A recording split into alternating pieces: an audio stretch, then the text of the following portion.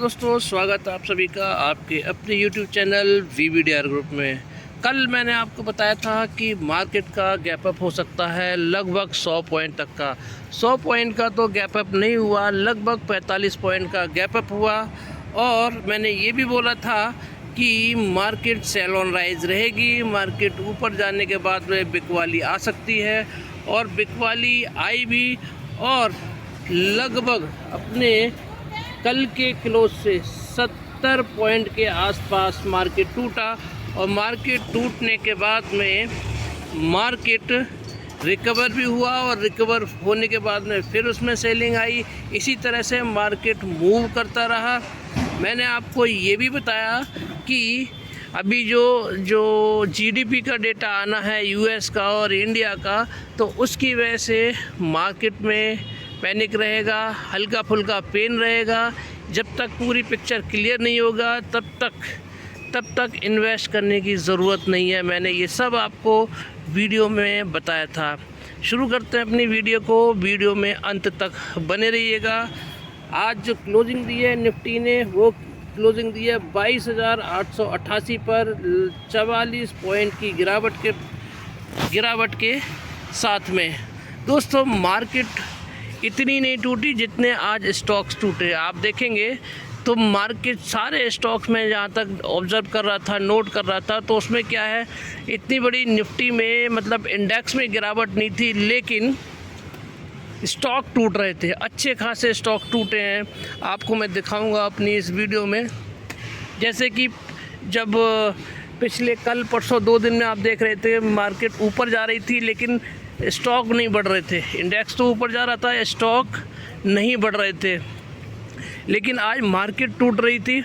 Market इतनी नहीं टूटी, लेकिन स्टॉक आज टूटते हुए नज़र आए। रेंज पे डिस्कस करते हैं, क्या रेंज में आज पूरे दिन निफ्टी ने ट्रेड किया। देख सकते हैं आप, प्रीवियस क्लोज था दोस्तों 22,932 का और ओपन हुआ 22,977, यानी लगभग 40-45 पॉइंट का गैप अप हुआ। और उसके बाद में मार्केट ऊपर भी गया, थोड़ा सा 20 पॉइंट के करीब 21 पॉइंट ऊपर गया।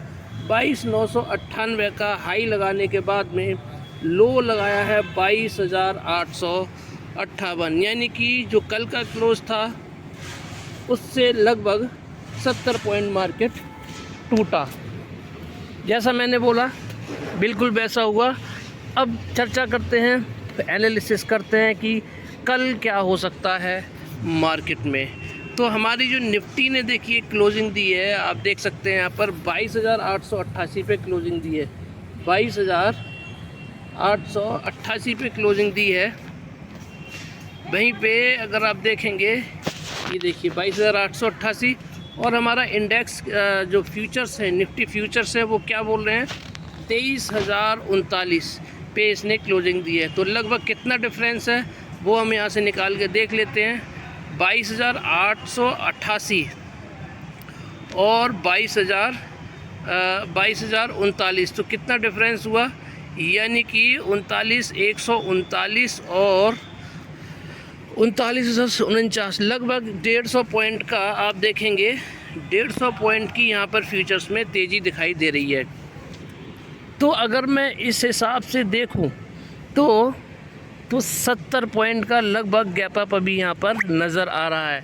बाकी पैरामीटर डिस्कस करेंगे, उनकी वजह से एग्जैक्टली हो सकता है कि 70 पॉइंट का गैप अप ना हो, हल्का फुल्का गैप अप हो, क्योंकि बाकी सारे पैरामीटर्स और बाकी ग्लोबल सेंटिमेंट्स और डोमेस्टिकल सेंटिमेंट्स क्या बताते हैं, इसमें चर्चा करेंगे। वो एक्चुअल ओपनिंग कल की डिसाइड करेंगे। अभी के हिसाब से फ्यूचर से और निफ्टी फ्यूचर और निफ्टी इंडेक्स को देखें तो लगभग 70-75 पॉइंट का गैप अप यहाँ पर देखते हुए नज़र आ रहा है।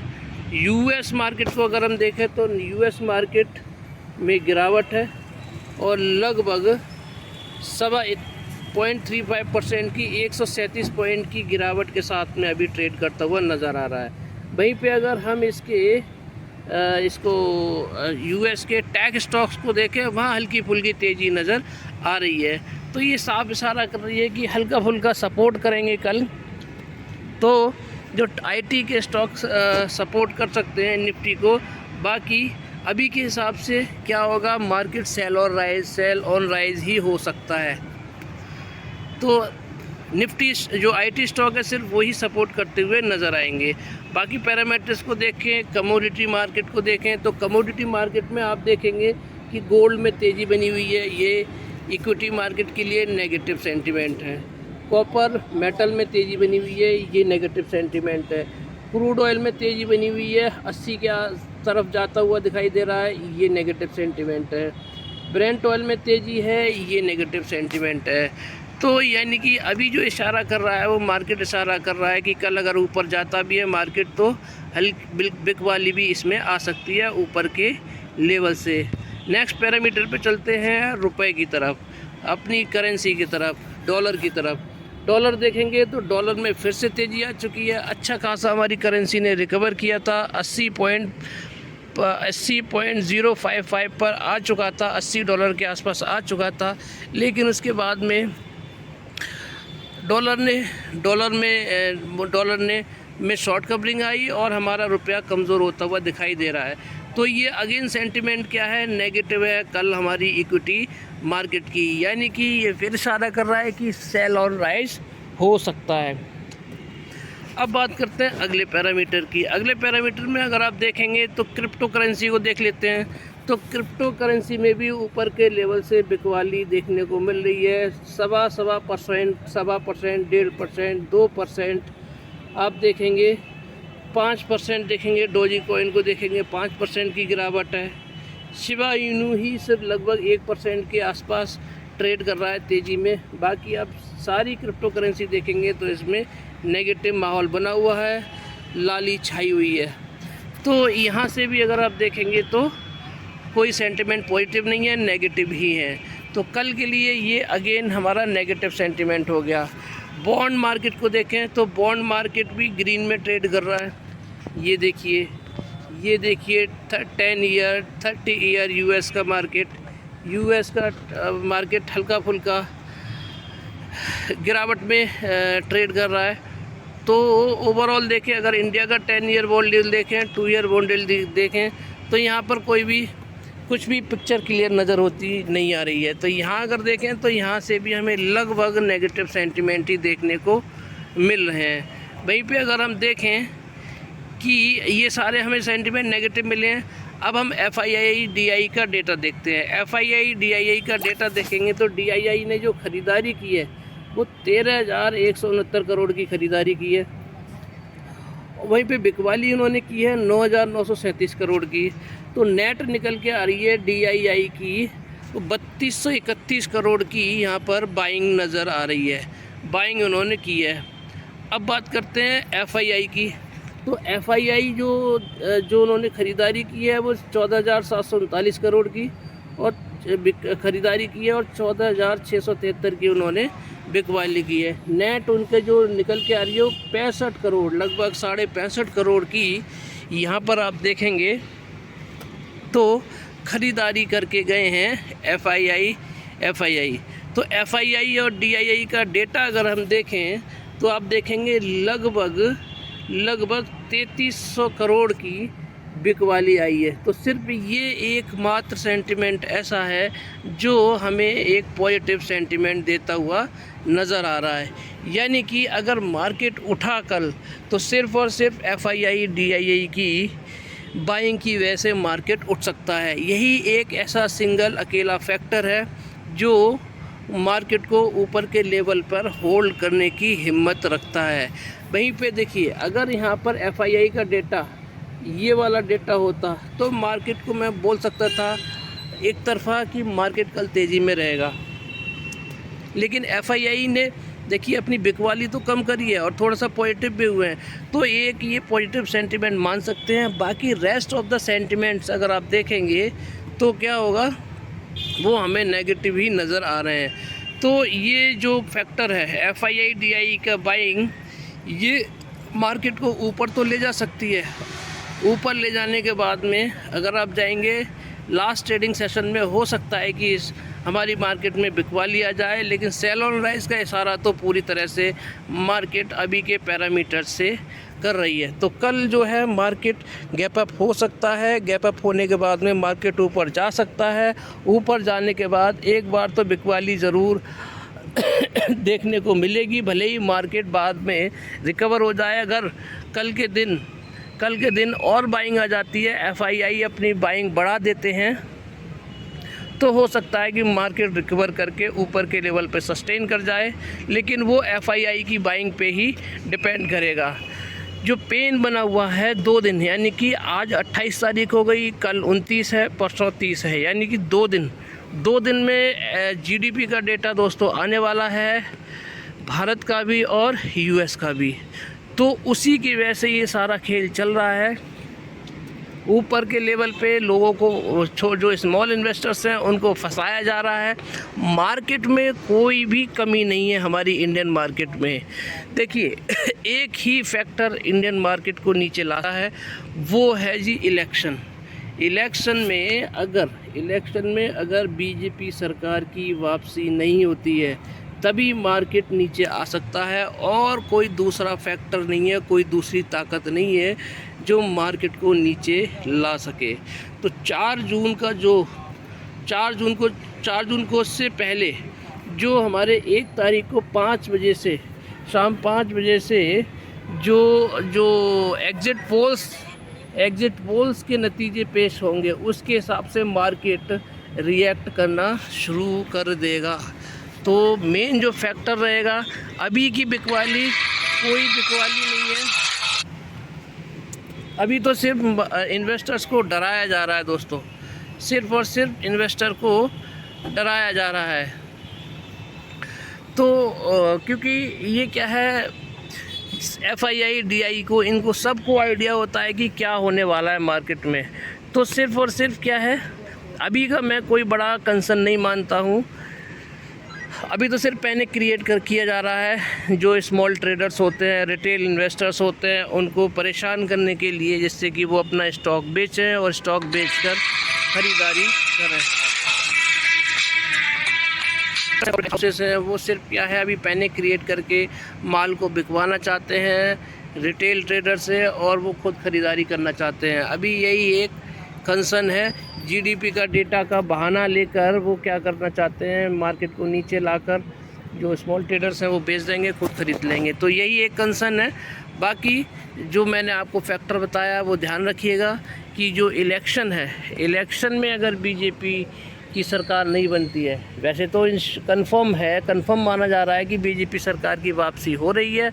और बीजेपी सरकार की जैसे ही आप 4 तारीख को 12 बजे, दोपहर 12 बजे आप देखेंगे तो पिक्चर लगभग क्लियर होती नज़र आ जाएगी, और तभी से मार्केट शूट अप करना शुरू कर देगा। अगर नेगेटिव आती है, अगर कोई भी रीज़न की वजह से अगर सरकार की वापसी होती हुई नज़र नहीं आ रही है, तो एक मार्केट में शार्प फॉल आपको देखने को मिलेगा।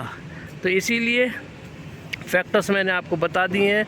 अच्छे स्टॉक्स में इन्वेस्ट करके रखिए। सरकार का फोकस है 4 सेक्टर्स पे, उनको ध्यान रखिएगा। Power sector, infra sector, space sector और आपका रेलवे सेक्टर। इन 4 स्टॉक्स पे नज़र बना के रखिए। इन सेक्टर्स के जो टॉप स्टॉक्स हैं उनको ख़रीद के रखिए। मान लीजिए अगर बिकवाली भी, गिरावट भी आती है, तो ये सेक्टर्स आपको रिकवर करते हुए भी तुरंत आपको दिखाई देंगे। तो ये था ओवरऑल मार्केट का नज़रिया जो रह सकता है। कल के लिए मैंने आपको क्लियर पिक्चर बता दी है कि गैप अप हो सकता है। गैप अप होने के बाद में ऊपर के लेवल से हो सकता है बिकवाली भी आ जाए। अब बात करते हैं 5 स्टॉक्स की दोस्तों, जिनका एनालिसिस मैं आपके साथ में हर रोज़ शेयर करता हूं। सबसे पहले मैं शुरू कर रहा हूं मिश्र धातु निगम लिमिटेड से। ये मेरा फेवरेट स्टॉक है और एक अच्छे खासे रिटर्न बनाकर दे चुका है। मल्टीबैगर रिटर्न के रूप में भी इसने कमाई करके दी है लोगों को जिन्होंने इसमें इन्वेस्ट किया है। देखिए अभी आज ये ट्रेड कर रहा है 448 पे, 20 रुपये की गिरावट। 4 4.25% के 4.5% के लगभग गिरावट हुई है। मैंने आपको बताया ये ट्रेड चाहे ऊपर की तरफ ट्रेड करे चाहे नीचे की तरफ ट्रेड करे, एक बड़ी तेज़ी और बड़ी गिरावट के साथ में ट्रेड करता हुआ नज़र आता है। दूसरा, कल इसका क्वार्टरली रिज़ल्ट भी आ रहा है, तो अगर रिज़ल्ट इसका अच्छा आता है तो आपको कोई बड़ी बात नहीं है कि ये आपको 10-15% के ऊपर तेज़ी में लौटता हुआ नज़र आए, और हो सकता है 15-20% तक की भी तेज़ी दिखा दे, लेकिन बशर्ते इसका रिज़ल्ट अच्छा आना चाहिए। वही अगर इसका रिज़ल्ट ख़राब आता है तो आपको एक 400 के लेवल पे फिर से जाता हुआ दिखाई दे सकता है। और अगर 400 के लेवल पे जाता है तो वो एक गोल्डन अपॉर्चुनिटी होगी दोस्तों ख़रीदारी करने के लिए। 400 का लेवल इसका स्ट्रॉन्ग सपोर्ट है, जहां से ये बार बार रिकवर करता है और एक मल्टी बैगर रिटर्न बनाकर देता है। तो आज जो प्रीवियस क्लोज था इसका वो था 469 का, लो लगाया इसने 445 का, हाई लगाया इसने 471 का, और ओपन हुआ था 470 का। अगर अब यहाँ से अगर इसमें अपर सर्किट लगता है तो ये हाईएस्ट जाएगा 547, अगर लोअर सर्किट लगता है तो जाएगा 358 पे। इसका लाइफ टाइम हाई है दोस्तों 547। अब मैं आपको इसका चार्ट दिखाता हूँ। अब चार्ट देखिए, ये देखिए जो इसमें पिछली बार हुआ था वो एग्जैक्ट होता हुआ नज़र आ रहा है।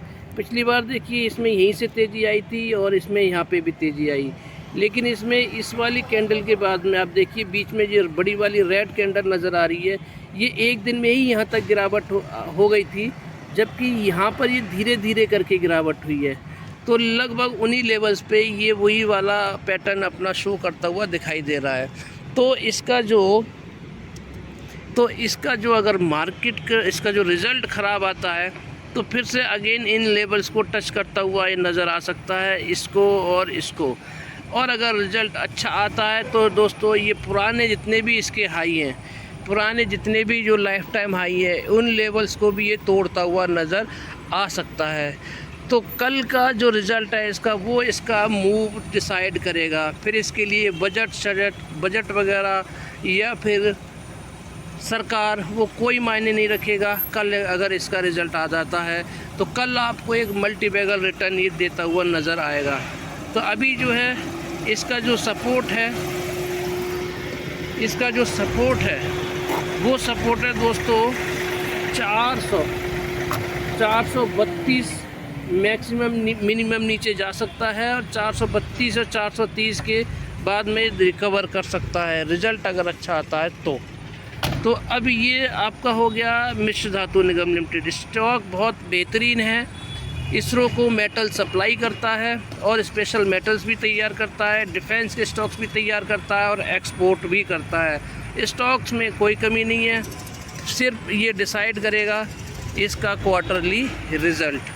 अब बात करते हैं दोस्तों अगले स्टॉक्स की। अगला स्टॉक है दोस्तों IRFC। ये जो मिश्र धातु बताया ये भी सरकार के फोकस में है, क्योंकि इसरो को मेटल सप्लाई करता है, इसके से रिलेटेड स्टॉक है। अब बात करते हैं IRFC की। IRFC को देखेंगे आप तो देखिए मैंने आपको बताया था कि हो क्या रहा है। आज पूरे दिन ये रहा कि इंडेक्स में इतनी बड़ी गिरावट नहीं थी, लेकिन स्टॉक सारे गिरते हुए नज़र आए। इसका मैंने एग्जांपल दिया, मिश्र धातु का 20 रुपये गिरा।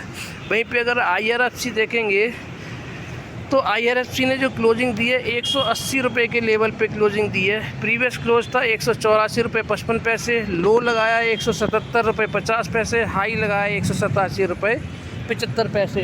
तो स्टॉक फ़िलहाल गिरने के लिए तैयार नहीं है।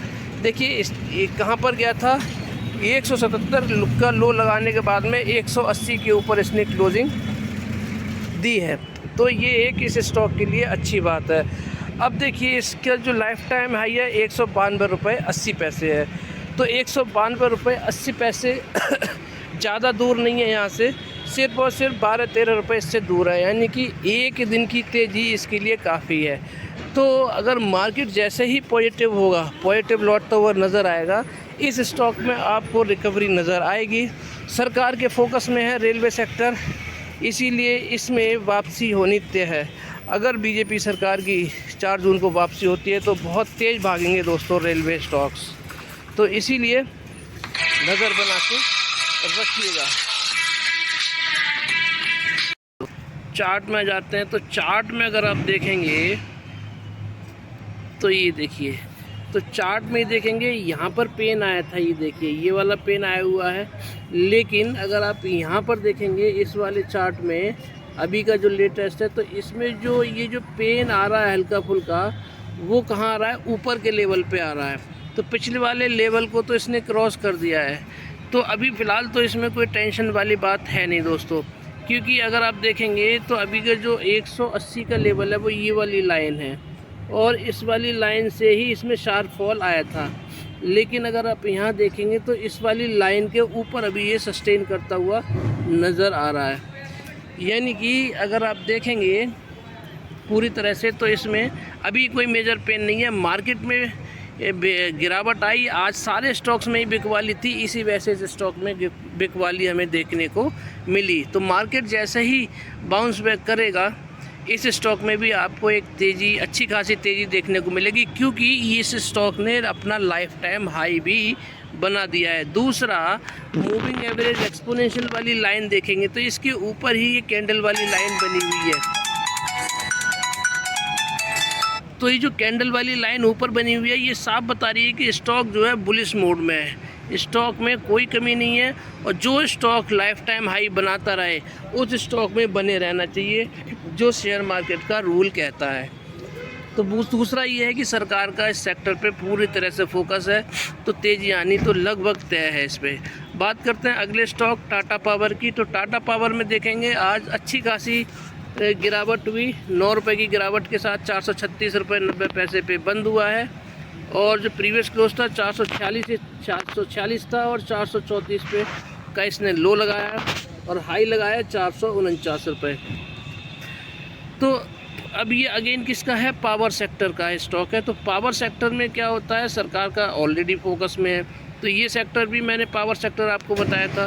तो इसका लाइफ टाइम हाई कितना है, 464 है। तो 464 से लगभग ये कितना 28 रुपये अभी वहाँ से दूर है। तो ये कोई टेंशन वाली बात तो है नहीं यहाँ पे। लेकिन अगर आप देखेंगे, अगर आप यहाँ पर देखेंगे कि इस स्टॉक में पहले भी गेम हुआ है, स्टॉक में कोई कमी नहीं है, स्टॉक को तो ऊपर ही जाना है। इस स्टॉक में क्या है कि गेम, इस स्टॉक के साथ में बड़े बड़े इन्वेस्टर्स गेम प्ले करते हैं, इस स्टॉक को नीचे लाते हैं, बढ़ने नहीं देते हैं, और बढ़ने के बाद में जब रिटेल इन्वेस्टर इसको बेच के निकल जाता है फिर खुद ख़रीदारी कर लेते हैं। तो ये है इस स्टॉक का ओवरऑल व्यू। बाकी फंडामेंटली बहुत स्ट्रॉन्ग स्टॉक है, पूरा आपको इसमें पोटेंशियल है ऊपर जाने का। मल्टीपल बिजनेसेस में ये ट्रेड करता है, रिन्यूएबल एनर्जी हो गया, सोलर हो गया, रूफटॉप चार्जिंग स्टेशन, तो बहुत ही बिजनेस में ये डील करता है। और इसका नज़रिया जो इस कंपनी का नज़रिया है बहुत ही आगे ग्रोथ का है, इसीलिए इस स्टॉक में तेज़ी आनी लाजमी है। थोड़ा सा इंतज़ार करवाता है, क्योंकि इसमें लोग क्या होते हैं, जो ऑपरेटर्स हैं वो गेम प्ले करते हैं। तो जितना नीचे आ रहा है वो आप सभी के लिए अच्छी बात है, जिन्होंने ख़रीदारी नहीं की है उनके लिए मौके दे रहा है स्टॉक। चार्ट देख लेते हैं इसका।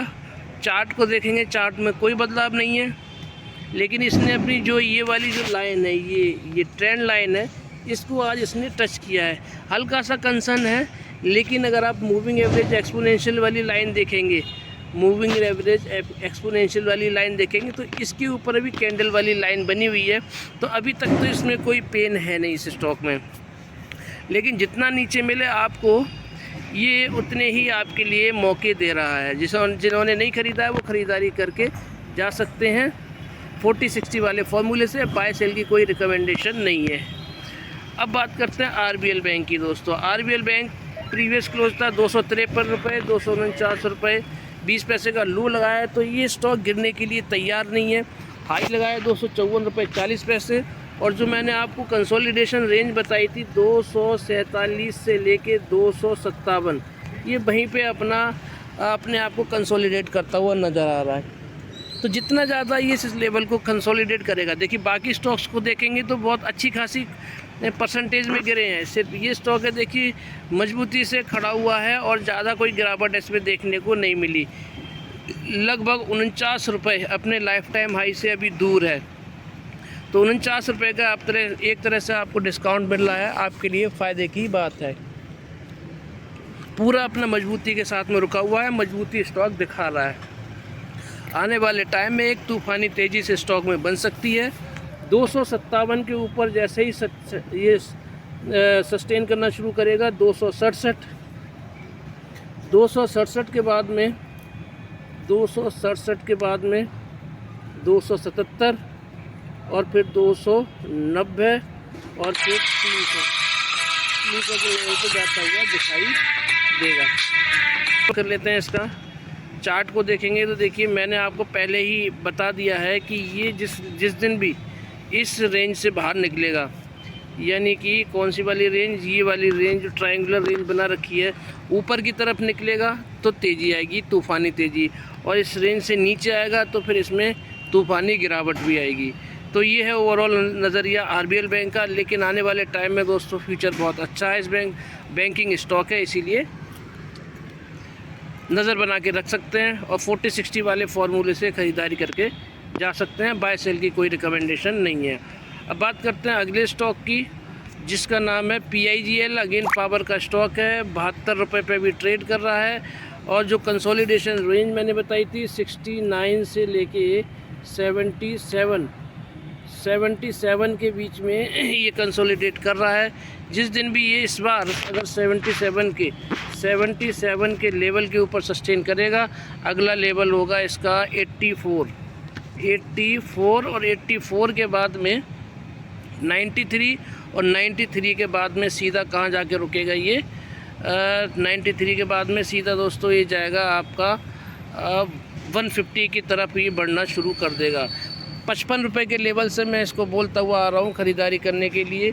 काफ़ी मल्टीबैगर रिटर्न ऑलरेडी दे चुका है, छोटा स्टॉक है, पावर का स्टॉक है, गवर्नमेंट का पावर सेक्टर पे पूरा फोकस है और इसका जो वीक 52 हाई है वो तो 93 है और फिलहाल वीक 52 हाई 84 रुपये है।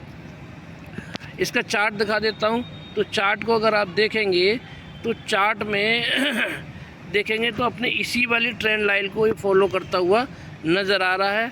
आज पहली बार इसमें हल्का सा नेगेटिव सेंटीमेंट सा नज़र आया है, क्योंकि यहाँ पर अगर आप देखेंगे तो ये जो मूविंग एवरेज एक्सपोनेंशियल वाली लाइन है, इस वाली लाइन को कैंडल वाली लाइन ने नीचे की तरफ टच किया है। तो अगर ये इसकी नीचे की तरफ क्रॉस करके नीचे सस्टेन करती है तो फिर इसमें कमज़ोरी बनती हुई दिखाई देगी। जब तक 69 के नीचे स्टॉक नहीं जाता है तब तक स्टॉक में बुलिश मोड है और बुलिश पॉजिटिव ट्रेंड बना रहेगा।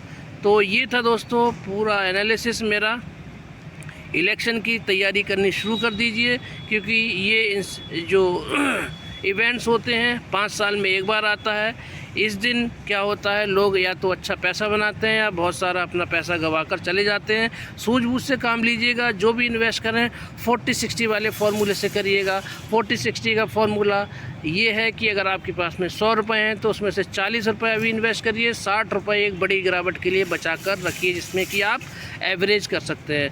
वीडियो अच्छी लगी तो लाइक शेयर सब्सक्राइब करना बिल्कुल मत भूलिएगा। आपका दिन शुभ रहे। धन्यवाद।